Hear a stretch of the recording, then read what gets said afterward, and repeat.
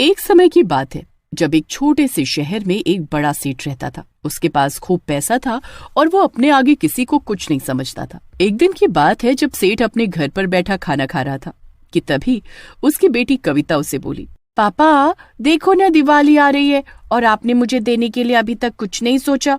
अरे बेटी, तू मेरी इकलौती औलाद है। बस इस बार बढ़िया मुनाफा हो तो मैं तुम दोनों को सोने का हार दिलवाऊंगा। कांतिलाल की इस बात से माँ बेटी दोनों ही बड़ी खुश हो जाती हैं। तभी बाहर से एक गरीब आदमी रोता हुआ अंदर आता है। सेठ जी जल्दी चलिए। अरे क्या आफत आ गई? क्यों मेरे घर मुंह उठाकर चला आया है? सेठ जी, जो पटाखे हम लोग बना रहे हैं उसमें खतरनाक केमिकल है। कितने लोग हॉस्पिटल पहुंच गए हैं और उनको सांस लेने में दिक्कत हो रही है। आप चलिए ना, उन लोगों को चलकर एक बार देखिए। अरे तो इसमें मैं क्या कर सकता हूँ? पटाखे का काम ही ऐसा है। अब सबकी बीमारी का मैंने कोई ठेका नहीं ले रखा है। मुझे क्या पता किस वजह से हुआ है ये। नहीं सेठ जी, मैं झूठ नहीं बोल रहा, पटाखों के केमिकल से ही हुआ है। डॉक्टर साहब खुद बोल रहे हैं। अरे ये तुम लोगों की पैसे ऐंठने की तरकीब है। चलो अब मेरा वक्त बर्बाद मत करो, मुझे खाना खाने दो और निकलो यहाँ से। हरिया कांतिलाल के आगे खूब गिड़गिड़ाता है पर उसे उस पर जरा भी तरस नहीं आता और वो हरिया को खरी खोटी सुनाकर वहां से निकाल देता है। उसके बाद हरिया रोता हुआ हॉस्पिटल जाता है जहां उसका खुद का सगा भाई और पिता भी एडमिट होते हैं। 2-3 दिन में सब लोगों की हालत इतनी बुरी हो चुकी होती है कि एक एक कर सब मर जाते हैं। कितने लोगों के घर बर्बाद हो जाते हैं। कांतिलाल को उस वक्त भी अपने नुकसान की चिंता होती है बस। अरे ये लोग तो त्योहार के वक्त ही लुढ़क गए। मेरा तो कितना नुकसान हो जाएगा। कुछ तो करना पड़ेगा। जल्दी और कारीगर देखने होंगे, वरना इस साल जो अपनी बीवी और बेटी को सोने के हार दिलवाने का वादा किया है वो बस वादा ही रह जाएगा। कांतिलाल जल्द से जल्द अपनी फैक्ट्री के आगे बोर्ड लगवाता है कि उसे पटाखे बनाने वाले कारीगरों की जरूरत है। बोर्ड देखकर अगले ही दिन उसके पास बहुत सारे आदमी और औरत पहुंच जाते हैं। सेठ जी, हमको काम की बहुत ही जरूरत है। अरे पर तुम सब एक साथ कैसे? एक दूसरे को जानते हो क्या? हाँ, हम सब एक ही गांव से हैं ना, तो सब एक दूसरे को जानते हैं। शहर में सब साथ ही आए हैं काम की तलाश में। मैंने आपकी फैक्ट्री के आगे लिखा हुआ देखा कि आपको कारीगरों की जरूरत है, तो बस मैं सबको अपने साथ ले आया। अरे ये तो तुमने बहुत ही बढ़िया काम किया है। चलो मैं तुमको अच्छे से काम समझा देता हूँ और फिर तुम कल से काम शुरू कर देना। अरे आप हमें काम मत समझाइए, हमने पहले भी पटाखे बनाने का खूब काम किया है, इसलिए हमें सब आता है। अरे ये तो बढ़िया बात है। चलो अच्छा है, अब तुम सबको सिखाने में समय बर्बाद नहीं होगा। बस एक दिक्कत है सेठ जी। कैसी दिक्कत? वो हमारा परिवार गांव में है ना, तो रोज हमको वहां जाना भी होगा। तो हम रात को काम कर सकते हैं, सुबह होते ही गांव से चले जाएंगे और शाम को फिर आ जाएंगे। हाँ ठीक है, मुझे कोई दिक्कत नहीं, जैसा तुमको ठीक लगे। बस फिर कांतिलाल बड़ा खुश होकर घर चला जाता है। उसको तो बैठे बिठाए सारी समस्या का हल मिल जाता है। उसके बाद सब लोग फैक्ट्री में पटाखे बनाने का काम करने चले जाते हैं। जैसे ही वो अंदर जाते हैं वैसे ही सबके सब भूत और चुड़ैल में बदल जाते हैं। अब बताएंगे इस कांतिलाल को। इस कांतिलाल को तो हम पर शक ही नहीं हुआ। होगा भी कैसे? हम अपने पहले वाले चेहरों के साथ उसके सामने थोड़ी आए थे। हाँ, उसके पास तो हम शक्ल बदल कर गए। उसको ना हम पर शक हुआ और ना आगे होगा। बस हम जो करने आए वो अच्छे से करें और बस हमारा मकसद पूरा हो जाए। अच्छे से नहीं, खराब तरीके से काम करने आए हैं हम। ये बात सुनकर सब भूत और चुड़ैल जोर जोर से हंसने लगते हैं। उसके बाद एक चुड़ैल अपने जादू से वहां पटाखे बनाने का नकली मसाला ले आती है। ये आ गया हमारा स्पेशल मसाला, अब हम इसी मसाले से सारे पटाखे बनाएंगे। और सब पटाखे बनाकर उनको डब्बे में पैक करके रख देते हैं।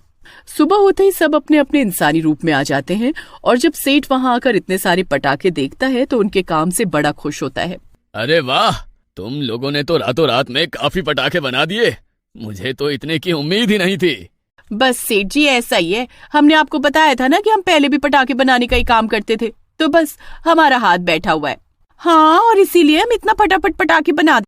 सब लोग वहां से चले जाते हैं और उनके जाते ही कांतिलाल पटाखों के डब्बे ट्रक में भरवाकर सप्लाई करने का काम शुरू कर देता है।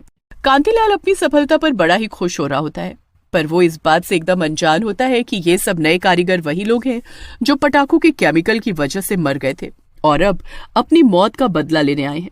सारे भूत और चुड़ैल और भी जल्दी जल्दी हाथ चलाने लगते हैं और पहले से भी ज्यादा पटाखे और बॉम्ब तैयार करके रख देते हैं। जब सुबह वापस कांतिलाल आकर देखता है तो एकदम हैरान रह जाता है। पर कांतिलाल को यह समझ नहीं आता कि वो उसकी तरक्की नहीं बल्कि बदनामी के लिए खुश हैं। बस ऐसे ही सब चलता रहता है। रोज रात को वो लोग फैक्ट्री में काम करने आते हैं और अपने असली भूत और चुड़ैल के रूप में पटाखे और बम बनाने लगते हैं। उसके बाद वो रोज सुबह वहां से निकल जाते हैं। रोज कांतिलाल पटाखों और बम की सप्लाई नए नए शहरों में करने लगता है। धीरे धीरे कांतिलाल के नाम के पटाखे शहर शहर में पहुंच चुके होते हैं। हर दुकान पर कांतिलाल के पटाखे ही छाए होते हैं। देखते ही देखते दिवाली भी आ जाती है। सब लोग अपने अपने घरों में दिए जला रहे होते हैं। उसके बाद सब कांतिलाल के पटाखे जलाने लगते हैं, पर कोई भी पटाखा फूटता ही नहीं। अरे माँ, देखो ना, ये पटाखे तो फूट ही नहीं रहे। हाँ, मेरे भी पटाखे नहीं फूट रहे हैं। और मेरे भी।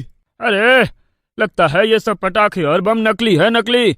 देखो ना, सब के सब जलाकर देख लिए पर एक भी नहीं जला। मैं तो कल दुकानदार के पास जाऊंगा और उससे अपने सारे पैसे वापस लूंगा। अब सभी लोगों के साथ ऐसा ही हो रहा होता है। हर शहर हर गांव में सब लोग परेशान होते हैं क्योंकि कांतिलाल की कंपनी का एक भी पटाखा या बम जलता ही नहीं है। सब लोग गुस्से में उसे गालियां देने लगते हैं। कांतिलाल के आसपास के लोग तो कांतिलाल के घर ही पहुंच जाते हैं। अरे ओ कांतिलाल, चल बाहर निकल, सबको चूना लगाकर घर में छुप कर बैठा है। शोर सुनकर कांतिलाल बाहर आता है। लगता है सब मुझे दिवाली की मुबारकबाद देने आए हैं और मेरी तरक्की की भी। अबे ओ चोर, कौन सी मुबारक और कौन सी तरक्की? तेरी कंपनी का एक भी पटाखा नहीं जला। हमारे तो पूरे शहर में तूने नकली बम पटाखे बेचे हैं। तूने जो हमारा नुकसान किया है वो तुझे भरना ही पड़ेगा। कांतिलाल और उसका परिवार ये सुनकर बड़ा हैरान होता है। सब लोग उसके घर आकर इकट्ठे होने लगते हैं और उसे शर्मिंदा होकर छुपना पड़ता है। टीवी पर भी कांतिलाल के बारे में ही आ रहा होता है कि कैसे उसने देश भर में नकली पटाखों की सप्लाई कर लोगों को बेवकूफ बनाया है। कांतिलाल को रात को ही पुलिस पकड़ने आ जाती है। अरे, इसमें मेरी कोई गलती नहीं है। लगता है वो नए लोग जिन्होंने मेरी फैक्ट्री में काम किया, उन्होंने ये सब किया। ये सब पागल तू किसी और को बनाना।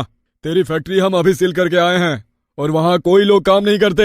अरे नहीं नहीं, झूठ नहीं बोल रहा। मैं कैमरे में आपको दिखा सकता हूँ। कांतिलाल अपने बचाव में कैमरे की रिकॉर्डिंग दिखाता है तो रात को उसकी फैक्ट्री में एकदम सन्नाटा होता है।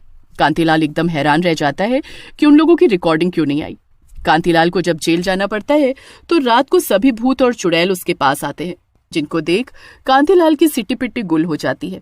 वो कांतिलाल को सारी बात बताते हैं और कांतिलाल दंग रह जाता है। अरे मुझे माफ कर दो, मुझे यहाँ से निकलवा दो। मैं दोबारा ऐसा नहीं करूंगा। तेरी गलती की ये सजा भी कम है। अब तो जीवन भर यहीं पड़ा रहे और अपना गुनाह याद करता रहे, समझा?